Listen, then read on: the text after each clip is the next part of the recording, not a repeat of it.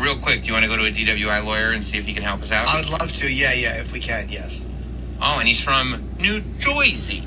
Let's go to Greg. What's up, Greg? Hey, guys. Craig here. Yeah, I'm a DUI attorney in New Jersey, among other things.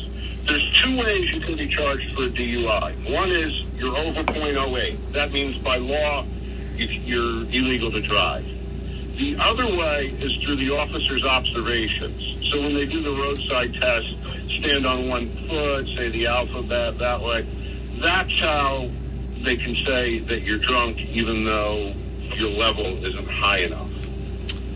So let me ask you, is that maybe why he was arrested and then they do the breathalyzer back at the station and realize this is what it was? Is that how it happens? Yeah, the breathalyzer's at the station. So they saw him drink, so they had probable cause to arrest him. I don't know, I didn't see the reports. I don't know what happened as far as the roadside tests.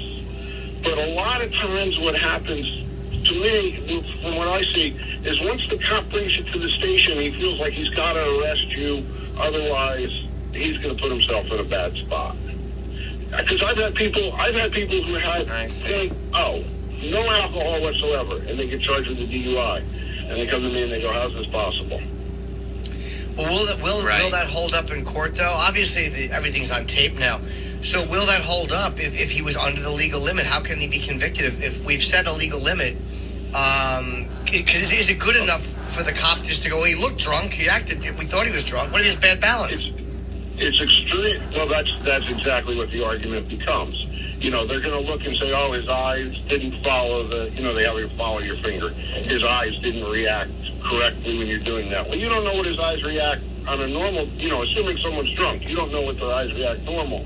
It's extremely, extremely difficult for the government to prove a DUI case when a guy's .02, unless, and I don't know if they did this, unless they did other tests and there's like pot in his system.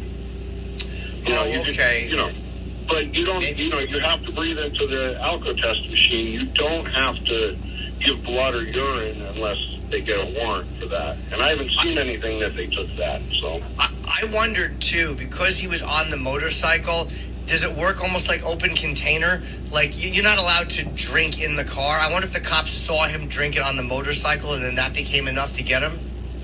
Well, that's a different offense, open container. And I think I read in the initial thing he might have been charged with open container, too. But open containers are fine. Open container.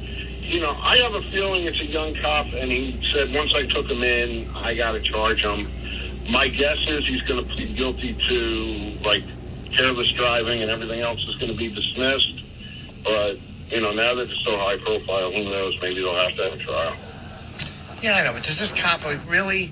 I mean, not that Bruce Springsteen should be allowed to plow into people, but I mean, if you see the guy, why even let him drive away? Yeah, exactly. Oh, exactly. Who's in the car with you? That was I'm pulling into the parking lot in my office. That was parking thing. All right. Well, thank you, Greg, very much. Appreciate the call. All right, guys. Keep it up. Have a great day. Bye-bye. All right, buddy. You too. Take care.